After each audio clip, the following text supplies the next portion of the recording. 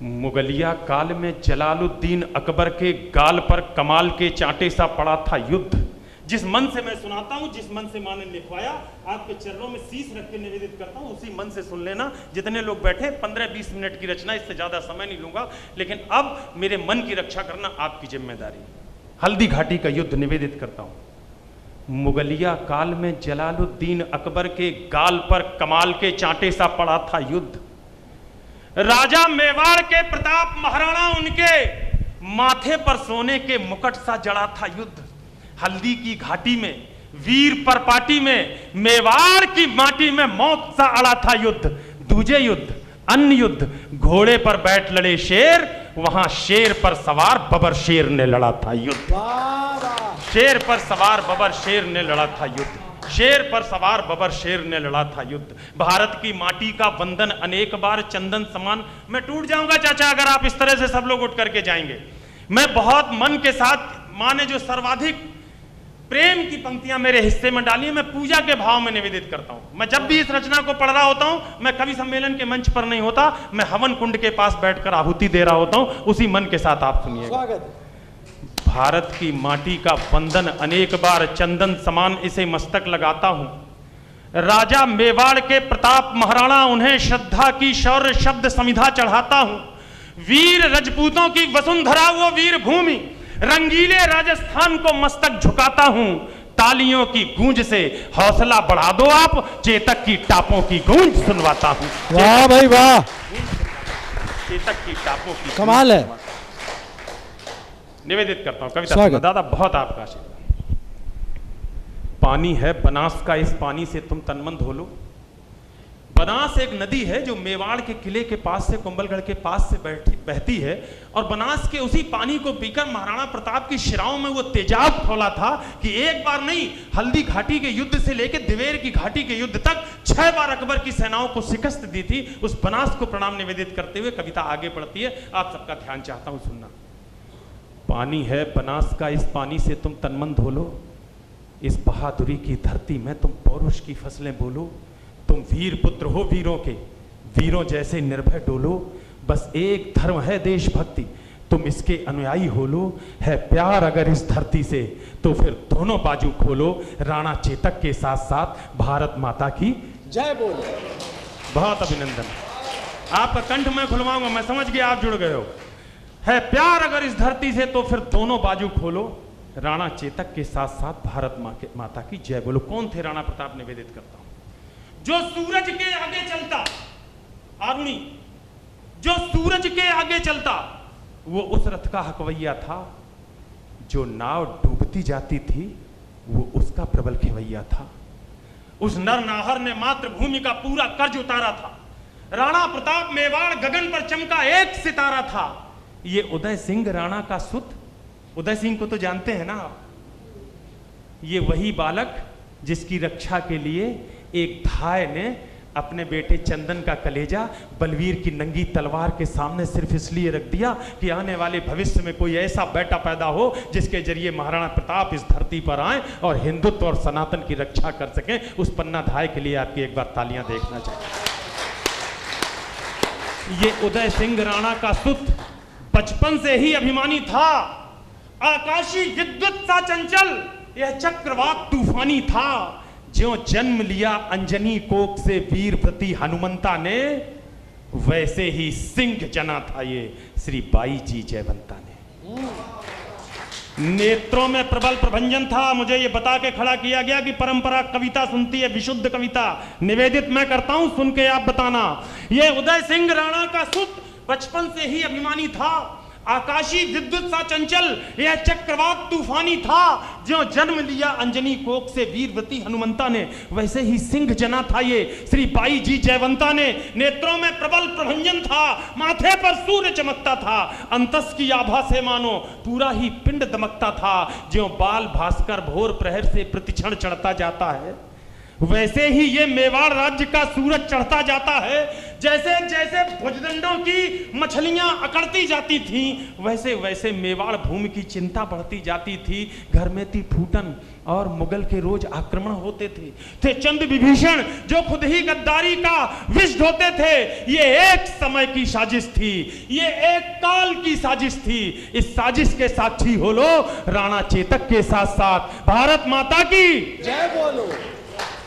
हल्दी घाटी के युद्ध का दृश्य रखता हूं। बड़े कवियों ने बताया कि कविता में अगर शब्दों की ध्वन्यात्मकता आ जाए तो वीर रस की कविता बड़ी होती है। प्रयास एक छोटे कवि ने किया है, लेकिन आप बड़े लोग बैठे हैं, अपनी तालियों से सूचित करना कि जो बड़ों ने कहा था वो सही होता है। कहीं ध्वन्यात्मकता आपको पसंद आ जाए तो मुझे तालियां बजा करके थोड़ा सा हौसला बढ़ा देना। युद्ध का दृश्य रखता हूं, हल्दी घाटी का युद्ध। आंखें बंद करके भी सुनेंगे तो आपको हल्दी घाटी का युद्ध सामने दृश्य दिखाई पड़ेगा, ऐसा मेरा विश्वास है। सुनना। मुगलों के राजा अकबर ने षड्यंत्र रचा, आघाती था, लेकिन प्रताप का तेवर भी तेजाबी था, प्रतिघाती था। अकबर ने राजा मान सिंह को सेनापति बनवाया था, रजपूती सेना के खिलाफ रजपूतों को भड़काया था। रणक्षेत्र बनी हल्दी घाटी, चतुरंग शत्रु बनी अड़ी हुई, उसके विरुद्ध थी राणा की बलिदानी सेना खड़ी हुई। इस बीच युद्ध के शंख बजे, रणढोल बजे, मृदंग बजे, घड़ियाल बजे, घन घनन घनन, जो झारू युद्धक जंग बजे, बज उठी तेग तलवार बजी, मुगदर बरछी करवार बजे, बंदूकों की शहनाई संग तोपों के मुखर सितार बजे, दो धारी बाजी खन्न खन्न, छुरियां छम छम छाप बजी। माफ करना दोस्तों, हिंदुस्तान में जहां कहीं भी इस कविता को पढ़ा, इन शब्दों के साथ तालियों का नाद उठा। आज मैं कमजोर पड़ गया इस परंपरा के सामने, मैं फिर से कोशिश करता हूं।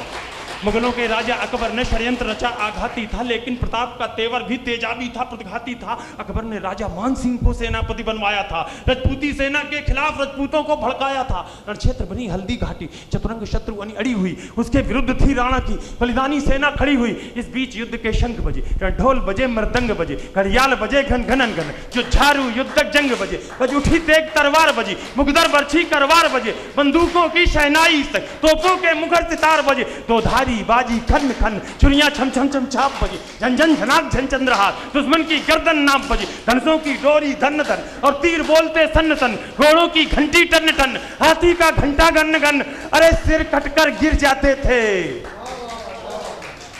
दो नाम निवेदित करता हूं, इतिहास के पन्ने पलट के देख लेना, जयमल राठौर और कल्ला राठौर। जयमल के पैर में गोली लगी, भतीजे कल्ला ने अपने कंधे पर बैठा लिया। चारों हाथों में तलवारें थीं, दोनों योद्धा चारों हाथों में तलवार लेकर लड़ रहे थे। मुगल सेना ये देखकर चमत्कृत रह गई कि ये कौन से देवता हैं जो चार हाथों के साथ युद्ध लड़ने आ गए।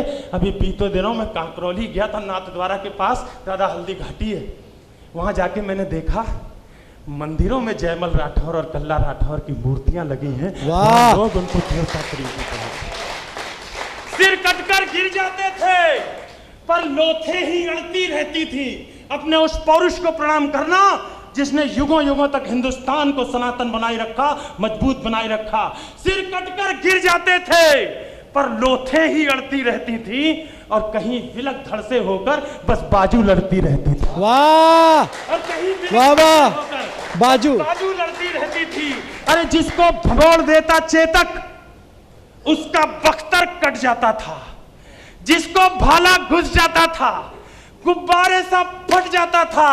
वो नीले घोड़े का सवार, चेतक नीला था याद रखना, वो नीले घोड़े का सवार तूफान दिखाई देता था। जिस ओर निकल जाता चेतक, शमशान दिखाई देता। क्या बात है, निकल जाता चेतक, शमशान दिखाई देता। जिंदाबाद। जिस ओर निकल जाता चेतक, शमशान दिखाई देता था। भैया प्रणाम करता हूँ, बहुत बड़े लोग, आपने जितना भी आशीर्वाद दिया, पीछे माताएं बैठ के हाथ उठा के तालियां बजा रही, मुझे लग रहा है कि यहाँ पढ़ना आज मेरा सार्थक हो गया। मैं निवेदित करता हूँ पंक्ति सुनना। मेवाड़ से हल्दी घाटी से चेतक को परंपरा के इस आईपैक्स भवन के कक्ष में लाने की कोशिश करता हूँ। स्वागत। और अगर आपको लग जाए कि चेतक की टापें आपकी आंखों के सामने से गुजर गई, तो ये मत सोचना कि हम आयु हुए में 40 के हैं, 50 के हैं, 60 के। श्याम नारायण पांडे की हल्दी घाटी सुनते सुनते मन में शैशवावस्था में जो उत्साह रहा हो, जिस मन के साथ आपने सुना हो, चेतक बन गया निराला था, राणा की पुतली फिरी नहीं जब तक चेतक मुड़ जाता था, वही वाला भाव अपने अंतस में लाना। उम्र के इस दस्तावेज को उतार कर एक तरफ रख देना और उसी आनंद में हो जाना। वो नीले घोड़े का सवार तूफान दिखाई देता था, जिस ओर निकल जाता चेतक शमशान। शमशान दिखाई देता था।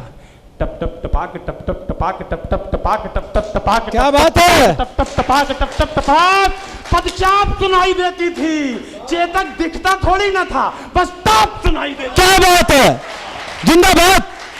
चेतक दिखता थोड़ी ना था, बस टॉप। स्पीड का आकलन करिए कितना रहा होगा। ध्वनि के आगे निकल गया चेतक। टप टप टपाक टप टप टपाक, पदचाप सुनाई देती थी। चेतक दिखता थोड़ी ना था, बस टाप सुनाई देती थी। उस नीले घोड़े का कौतुक। मुझे अपनी मां पर भरोसा है, 10 मिनट के इस काव्य पाठ में आप मेरे से सरोकार स्थापित कर चुके हैं। अब निवेदित करता हूं कि पूरे मन के साथ भारती का जयकार करना। टप टप टपाक टप टप टपाक, पदचाप सुनाई देती थी। चेतक दिखता थोड़ी ना था, बस टाप सुनाई देती थी। उस नीले घोड़े का कौतुक देखो, अपनी आंखें खोलो। राणा चेतक के साथ साथ भारत माता की जय बोलो। हल्दी घाटी के युद्ध का सबसे आग्नेय बंद आपके समक्ष रखता हूं। स्वागत। मन से सुनेंगे तो कुर्सियों से स्प्रिंग निकलेंगे और आप हवा मुड़ते दिखाई पड़ेंगे। थोड़ा मन के साथ जुड़ के सुनना। भैरव बन गया त्रिशूल और दोधारी चंडा बन बैठी। एक पगड़ी कैमरे के पीछे खड़ी है, गुरुद्वारा मान के प्रणाम करता हूं। हुजूर पंक्तियां सुनना। भैरव बन गया त्रिशूल और दोधारी चंडा बन बैठी। फिर रक्त बीज बन गए मुगल, बरछी चामुंडा बन बैठी। बैरी को तक्षक थे प्रताप, फुंकार बन गया था चेतक। थी सूखी घास मुगल सेना, अंगार बन गया था चेतक। क्या बात है? थी सूखी घास, आपके आंसू मेरी इस थीसिस पर आपके हस्ताक्षर हैं। थी सूखी घास मुगल सेना, अंगार बन गया था चेतक। एक युद्ध की पंक्ति आ गई है। भाषा के राजभाषा समिति की अध्यक्षा बैठी हुई है, क्षमा कर दीजिएगा लेकिन युद्ध में ये भाषा जायज है। अंगार बन गया था चेतक। अरे मुगलों की अभिमानी घुड़की पल में पुकार हो जाती थी। युद्ध नजर में रखना। मुगलों की अभिमानी घुड़की पल में पुकार हो जाती थी। जब तक वो अल्लाह कहते थे तलवार पार हो जाती। वाह वाह वाह वाह वाह। तक वो अल्लाह जिंदाबाद। तलवार पार हो जाती थी। बहुत बहुत अभिनंदन, बहुत आभार। क्या बात है? कमाल है, प्रणाम करता हूं आपको। कमाल है। मुगलों की अभिमानी घुड़की पल में पुकार हो जाती थी। जब तक वो अल्लाह कहते थे तलवार पार हो जाती थी। बैरी के सर पर था चेतक, हाथी के ऊपर था चेतक, आंखों के आगे था चेतक, छाती के भीतर था चेतक। थल में चेतक, जल में चेतक, छल में चेतक, बल में चेतक। लोहू की नदियां बहती थी, नदियां की कलकल में चेतक। पानी पर चेतक दौड़ रहा, चेतक चलता अंगारों में। वाणी पर चेतक डोल रहा, चेतक घुस गया विचारों में। अरे राणा पर होता वार अगर, रामायण साथ देना। इस पंक्ति पर आधी बोलूंगा, आधे तुझे बोलनी है और परंपरा भी बोलेगी तो अच्छा लगेगा। राणा पर होता वार अगर तो तुरंत झुकाई देता था चेतक। राणा पर होता वार अगर तो तुरंत झुकाई देता था। यदि यहां डूब जाता चेतक वहां दिखाई देता था। क्या बात है? जिंदाबाद कर दिया आपने। जिंदाबाद, अद्भुत सुनते हो आप। जिंदाबाद। झोली भर दी आपने इस गरीब की। क्या कविता लिखूंगा मैं बड़े लोगों के। जिंदाबाद। राणा पर होता वार अगर तो तुरंत झुकाई देता था। यदि यहां डूब जाता चेतक तो वहां दिखाई देता था। एक पंक्ति और मजे की, अगर रोमांच हो तो सूचित करना। राणा पर होता वार अगर तो तुरंत झुकाई देता था। यदि यहां डूब जाता चेतक तो वहां दिखाई देता था। मेवाड़ विजय के रास्ते में अकबर सोच के चला था मेवाड़ जीत लेंगे। अकेला वो तिकोना मेवाड़ था जो उस दौर में हरे झंडे के नीचे नहीं आया, पूरे समय भगवा झंडा फहराता रहा। तब निवेदित करता हूं, मेवाड़ विजय के रास्ते में, मेवाड़ विजय के रास्ते में खुद का तन रोड़ा बना दिया चेतक ने। मेवाड़ विजय के रास्ते में खुद का तन रोड़ा बना दिया। अरे चेतक योद्धा बन गया और मुगलों को घोड़ा बना दिया। क्या बात है?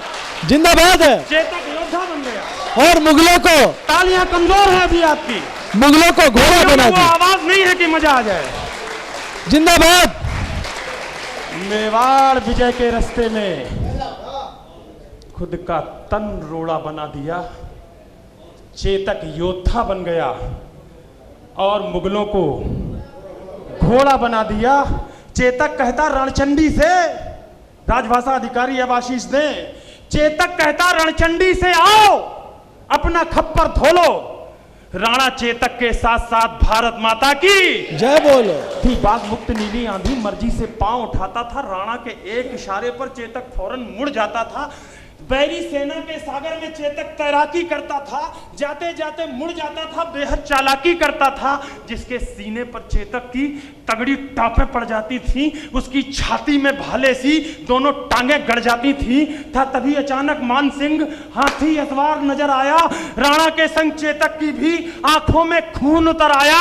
राणा कोई कौतुक करते, इससे पहले वह घूम गया। अगली टांगों का प्रबल बार हाथी का मस्तक चूम गया। आघात अश्व का भारी था, सहकर हाथी लड़खड़ा उठा। इतने में राणा का भाला विद्युत जैसा गड़गड़ा उठा। गद्दार ठहर जा, पूर्ण हुए सब पाप तुम्हारे लगते हैं। खून से लथपथ एक क्षत्रिय वीर की हुंकार आपके हृदय में आंदोलन कर दे तो तालियों से सूचित करना। गद्दार ठहर जा, पूर्ण हुए सब पाप तुम्हारे लगते हैं।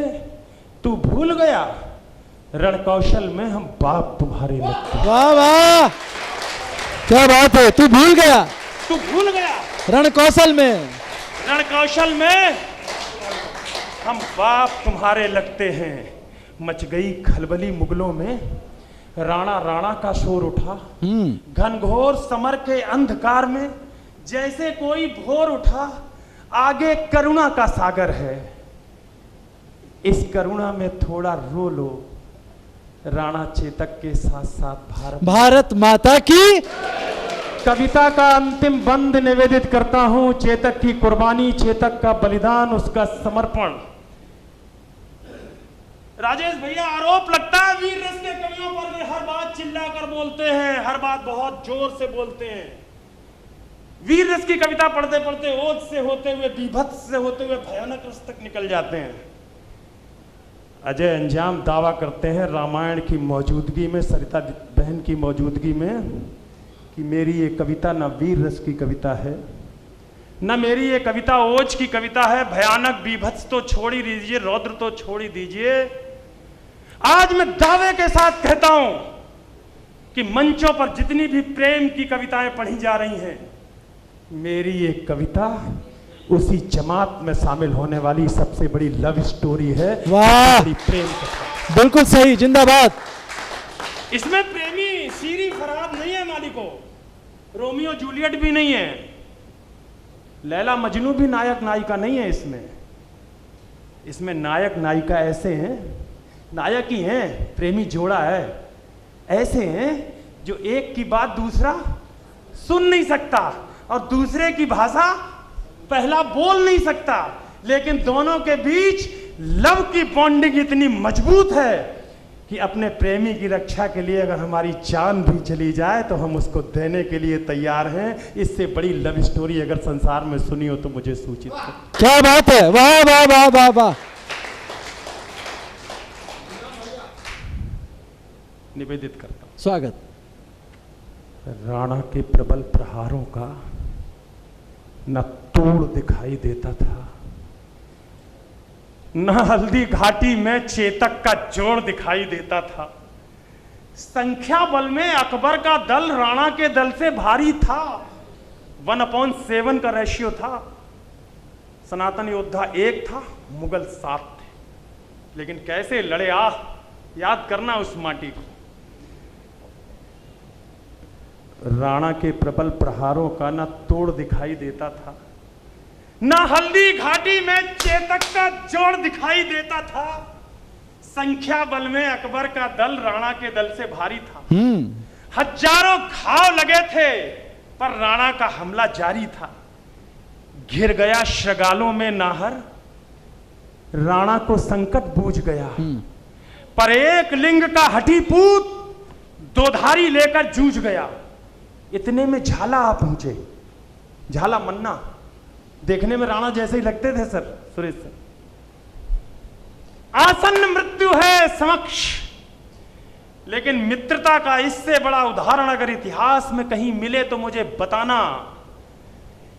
गौरव करना मित्रता की इस अजीमुशान परिपाटी पर, जहां मौत को सामने देखते हुए एक मित्र दूसरे से कहता है, राणा तुम अपने कवच कुंडल मुझे दे दो, आज तुम्हारी मौत का वर्ण मैं करूंगा, कल के हिंदुस्तान का संरक्षण तुम करो। क्या बात है।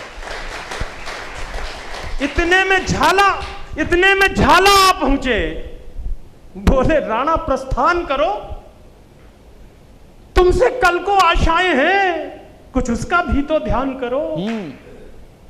राणा बोले, रण में झाला मैं इंच इंच कट सकता हूं, पर पैच भवानी तुलजा की मैं कभी नहीं हट सकता हूं। वाह। तब एक लिंग का नाम लिया, दे घोर शपथ झाला बोले, दुश्मन का वार लिया खुद पर, होकर लथपथ झाला बोले, इनको मैं धूल चटा दूंगा, देखो तुम कल के मंगल को। झाला ने कसम दिलाई तो राणा चल निकले जंगल को। बढ़ते बढ़ते राणा मग में 21 गज का नाला आया, चेतक का तन था लस्त पस्त, लेकिन जैसे ज्वाला आया अपनी पूरी ताकत समेट चेतक फल्लांग लगा बैठा, राणा की रक्षा करने को अंतिम छलांग लगा बैठा। उस नील अश्व ने स्वामी भक्ति का पाठ सभी को सिखा दिया। करवट लेकर बेजान शीश राणा चरणों में टिका दिया। फिर लगा अचानक घोटक ने जैसे अपना मुंह खोला हो।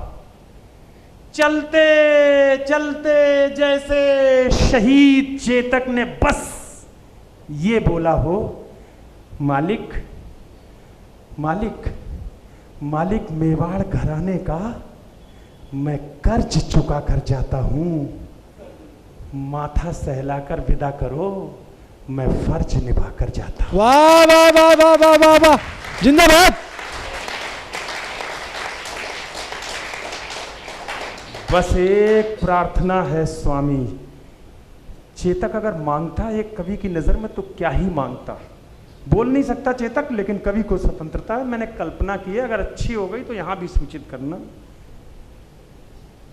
बस एक याचना है स्वामी, शत्रु का सिद्ध षड्यंत्र न हो, जब तक चेतक की याद रहे मेवाड़ मेरा परतंत्र न हो। वाह, जब तक चेतक की याद रहे, जब तक चेतक की याद रहे मेवाड़ मेरा परतंत्र न हो। चेतक मेरे बेटे भैया, हा लाल वीर चीत्कार उठा।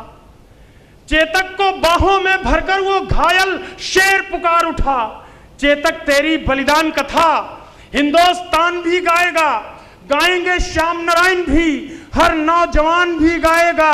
अरे चेतक तेरी सौगंध मुझे दुश्मन का नाम नहीं होगा। रामायण को चुनौती भंग करता हूं कि वीर रस की कविता अगर चिल्ला के ना पढ़ी जाए तो प्रभाव उत्पादित नहीं करती। सांस के स्वर में पढ़ता हूं, माइक बहुत अच्छा है, आप तक पहुंचेगी सांस के स्वर में, और विस्फोटक तालियां आएंगी, इस बात का मैं दावा करता हूं। चेतक तेरी सौगंध मुझे दुश्मन का नाम नहीं होगा, जब तक ये राणा जिंदा है मेवाड़ गुलाम नहीं होगा। क्या बात है, जिंदाबाद। जब तक ये राणा जिंदा है मेवाड़ गुलाम नहीं होगा। और एक वचन मेरा भी है, सैकड़ों मूर्तियां देखी होंगी आपने चेतक और महाराणा की। उस रिसर्च से अगर एक आधी पंक्ति कविता के समापन पर ठीक हो गई हो तो जैसे विदा करता है हिंदुस्तान यहाँ से वहाँ तक की यात्रा करा देना मुझे उसी भाव से। चेतन भैया आपका बहुत आभारी, राजेश भैया आपका बहुत आभारी हूँ। इन बड़े लोगों के समक्ष एक अच्छी कविता पढ़ने का मुझे अवसर दिया, और आप सबका तो मैं चरण स्पर्श करता हूँ। मैं जिस प्यास में रहता हूँ कि चेतक को ऐसे सुना जाना चाहिए, मैं धन्य भाग हूँ आपने उसी तरह से सुना है। मैं आपको पढ़ा चेतक तेरी सौगंध मुझे दुश्मन का नाम नहीं होगा जब तक ये राणा जिंदा है। मेवाड़ गुलाम नहीं होगा, और एक वचन मेरा भी है, स्मारक याद रखना, मूर्तियां याद रखना, और एक वचन मेरा भी है, जिसकी प्रतिपूर्ति नहीं होगी चेतक तेरे बगैर राणा की कोई मूर्ति नहीं होगी। क्या बात है। अनजान अजय की विनती है, अब तो दोनों बाजू खोलो राणा चेतक के साथ साथ। भारत माता की, भारत माता की, भारत माता की। बहुत